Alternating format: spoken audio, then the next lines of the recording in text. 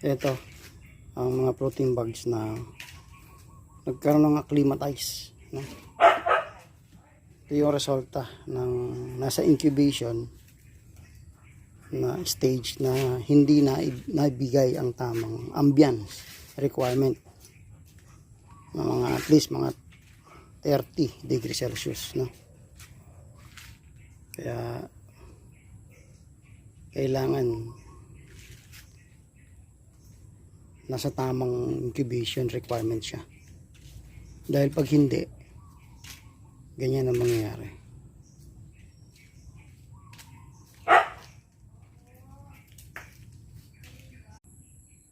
Okay, ipakita natin ngayon yung mga protein bags na damage dahil nga sa weather problem, no? So ito yun. After 1 month, may mga nalusaw, mga siguro 10% lang ang natirang matino na kinatamaran ko na ring i-revive. Parang magpapagod na lang din kasi ako, no? So ito, para maging aware lang tayo, no, na hindi sa lahat ng panahon ay Pasko para sa pagkakabote. Aminin man natin at sa hindi, nangyayari talaga to, lalo na sa malalaking player ng oyster. To 1 month old lang to, pero tingnan nyo, inaabot na. Actually subject to scrape pa to para ma-revive yung mga nasa 10% to 20% na protein bags pa sana.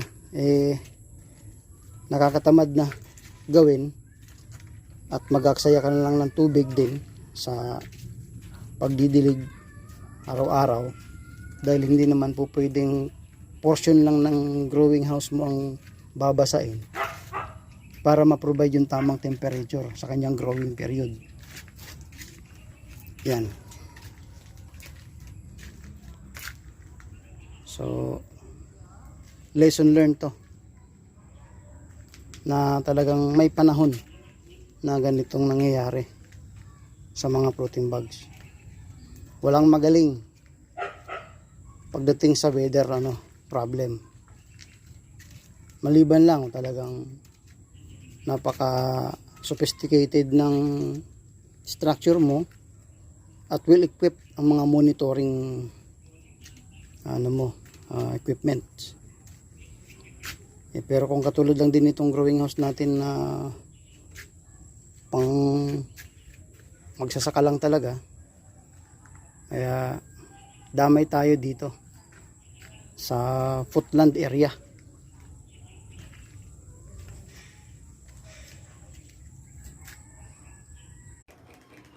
Okay, magandang umaga mga kaamag. Ngayon po ay gusto kong pag-usapan natin yung tungkol sa malawakang problema ng protein bags ngayon. Ito ay patungkol sa tinatawag nating dieback problem. Bali, ito yung part 2 ng ating issues and concern topic.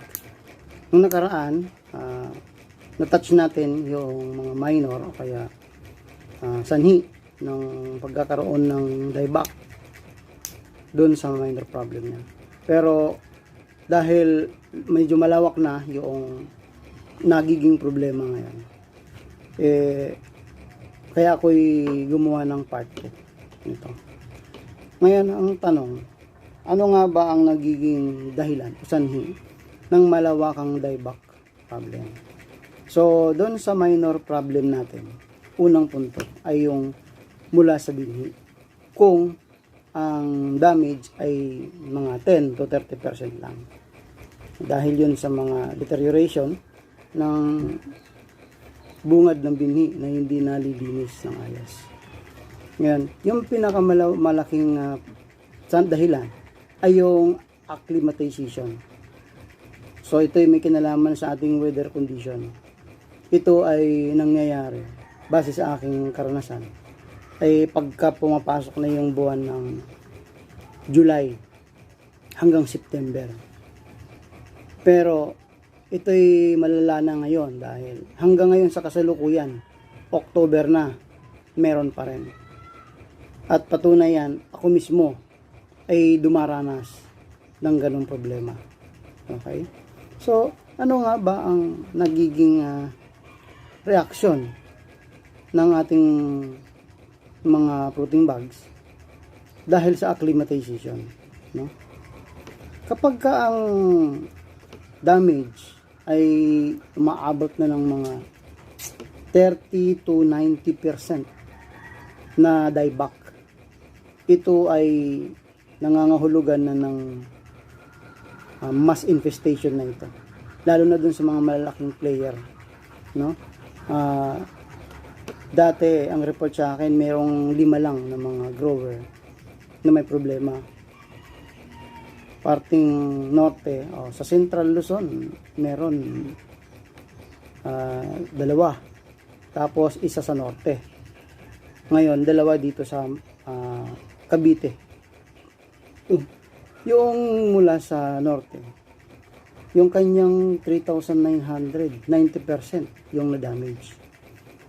Yung sa Nueva Ecija naman ay 2,000, 50% ang na-damage.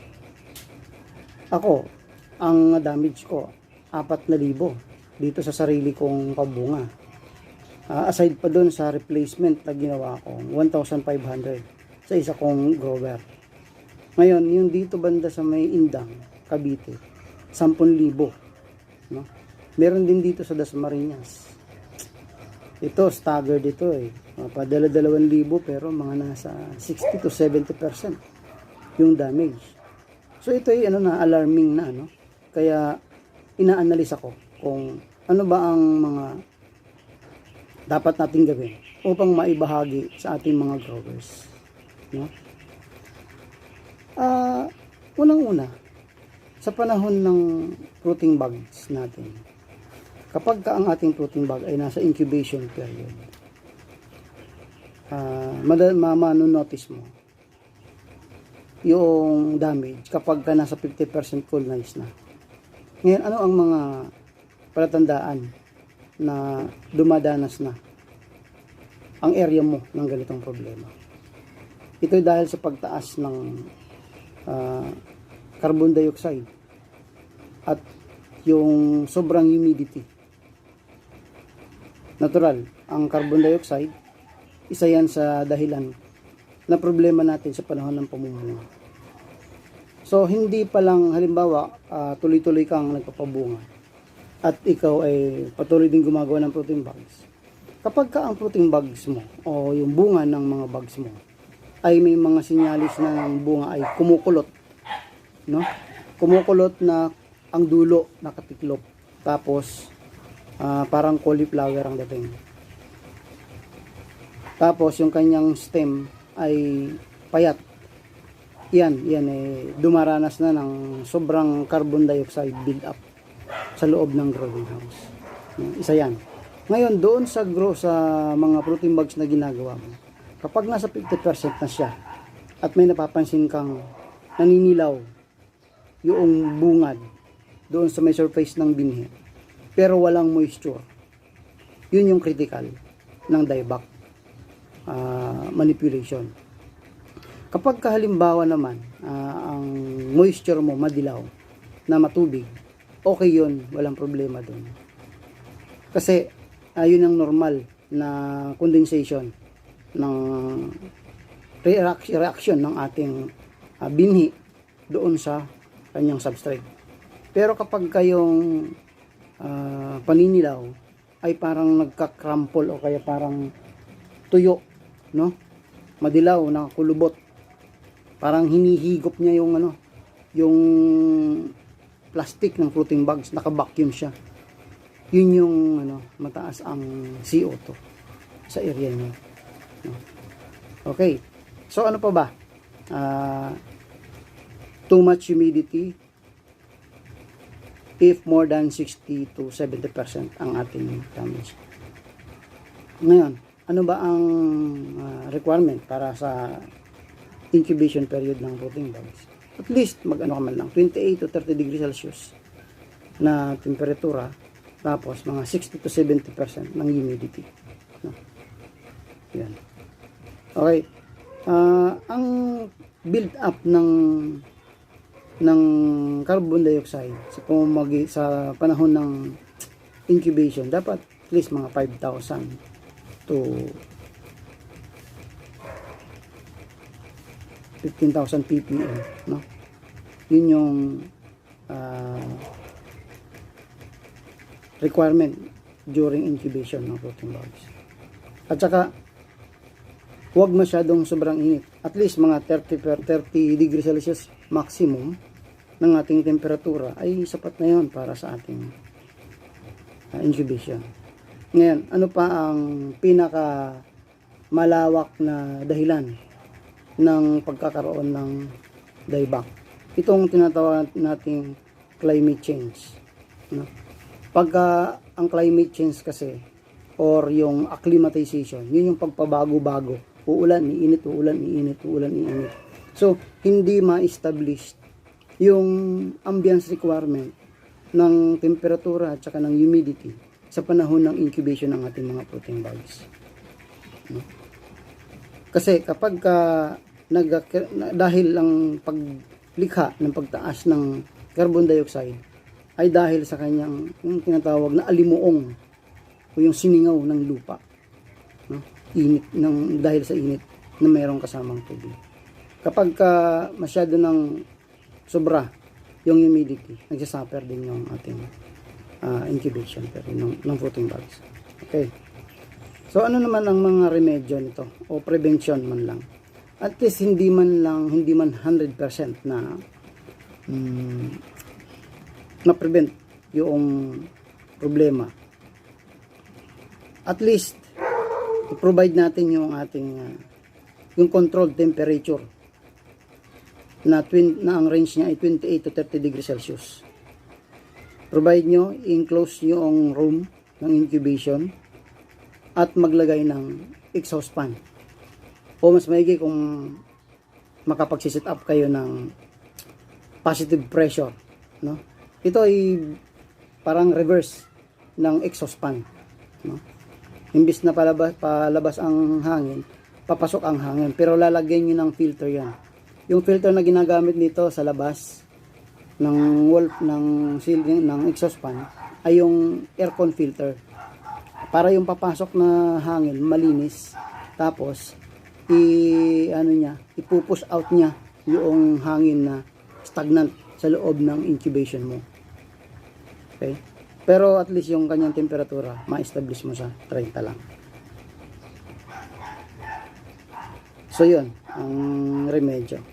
Ngayon, saan naman ang mga affected area na tinatamaan itong acclimatization o kaya yung dieback? Madalas na tumatama sa mga footland area. Ano ba itong mga footland area? Ito yung may mga basin area na halimbawa, ito ang posisyon ng lugar niyo. Nandito kayo sa baba. Sa mga paanan, no? Nasa mga basin area, water stream area, at saka yung dump area, yung may mga canopy trees, no? Kapag sobrang dami kasi ng puno sa area mo, nakukulom din yung area mo. Hindi makapag-circulate yung hangin, no? Na nagiging dahilan ng lack of oxygen.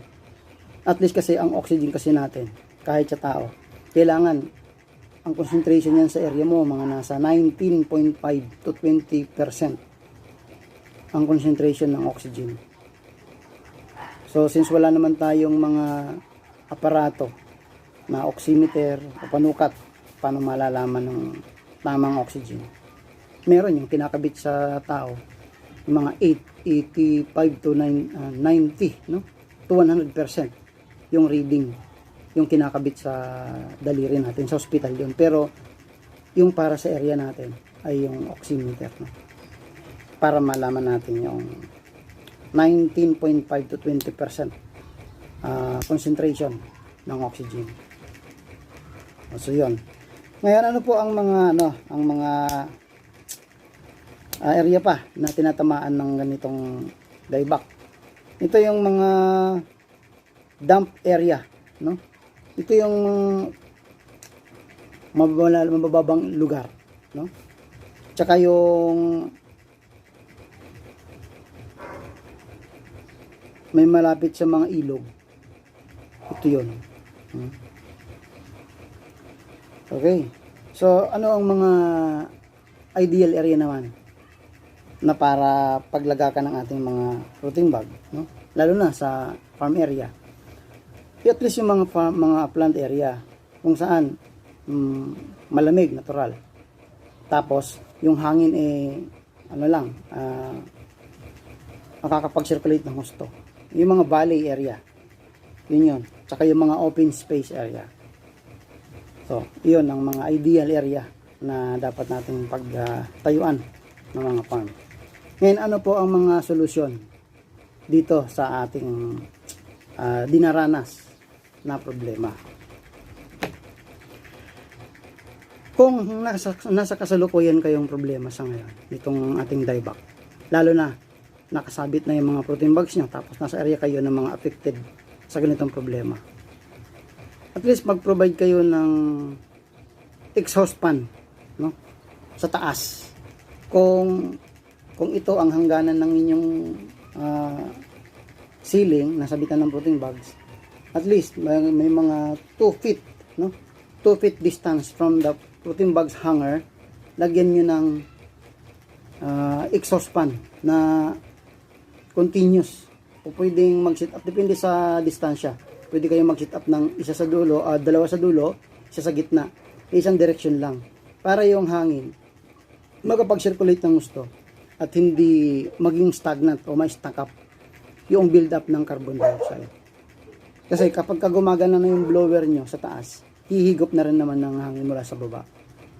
Okay? So, actually, ang fresh na hangin madalas galing sa baba. No? Sa mga farmland.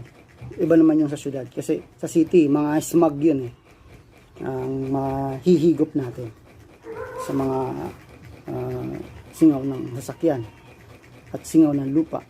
No? Pero kung farm area, green area ang nalalagyan mo, mayaman sa oxygen yan. Okay? So, yun yung mga simpleng remedyo. Pero, kung malawak ang area na affected dun sa kinalalagyan mong farm, kahit gumamit ka pa ng ganong setup, damay ka pa rin, no? Dahil kumbaga sa isang area tuldok ka lang, tapos yung radius coverage ng acclimatization napakalawak. So kahit na mag-set up ka pa ng mga positive setup o kaya exhaust fan, yun pa rin yung iikot na hangin doon sa lugar mo, ang growing house. Okay? Ano yung mga ultimate solution na pwede nating gawin sa ngayon? Na kapag na-notice mo na, minor pa lang, dapat maging mapagmasid ka sa iyong setup na ang iyong area apektado na. So yun nga, kapag dumaranas ka na ng kulot ang bunga mo, medyo hindi isolated at least siguro kalahati ng harvest mo, ganun na yung bunga mo, dumaranas ka na ng ganung problema ngayon. Malala nun kapag kayong protein bags na ang tinamaan mo na nasa incubation period pa lang. Okay, ano ang mga ultimate solution para dito? Napapansin ko, hindi affected yung oyster brown. Siguro dahil magkaiba sila ng characteristic, no? Medyo coated yung yung variety ng oyster brown o yung gray. Kaya hindi niya masyado kailangan yung oxygen at saka yung bulbariella, no? Ball variela, yun ang gustong-gusto niya, yung damp area. Mataas ang humidity, mataas ang CO2, no? At kulob na kulob yun. Tsaka mainit ang kailangan nun. Okay. Ngayon, yun yung dalawang advice ko na kapag dumaranas na kayo at gusto nyo magtuloy-tuloy, magbalik kayo ng variety, no? Oyster brown. Napaprocess din naman kasi ang oyster brown. Walang problema yun dun sa processors. Kausapin nyo lang yung mga processors nyo na kapag may ganong problema para magtuloy-tuloy yung inyong production at negosyo, magpalit lang kayo ng oyster brown. O ngayon doon naman, i-adapt nyo yung ball variela kung nasa mga area kayo na abundant naman yung raw materials tulad ng mga saging, mga dayami, yun, pwede kayong divert doon sa ibang variety. Tapos magkakaroon tayo ng training, no? Magtuturo tayo para doon sa spent substrate ng oyster na para mapakinabangan para sa ball variela.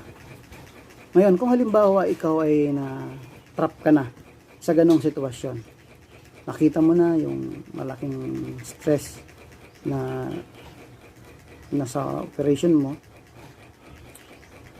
please, lumabas ka muna. Huwag mong ipilit na resolbahin yung problemang yan dahil hindi yan nare-resolba sa pamamagitan ng pagpapalit ulit ng panibagong batch. Dahil long-term problem yan. Dadagdag lang yan sa problema mo at baka ipagkasakit mo pa yan. Okay? So, punta ka sa ibang lugar muna, kalibutan mo muna yung damage mo, problema mo, avoid muna ng posibilidad na magkaroon ka ng sakit. At minsan pa nga,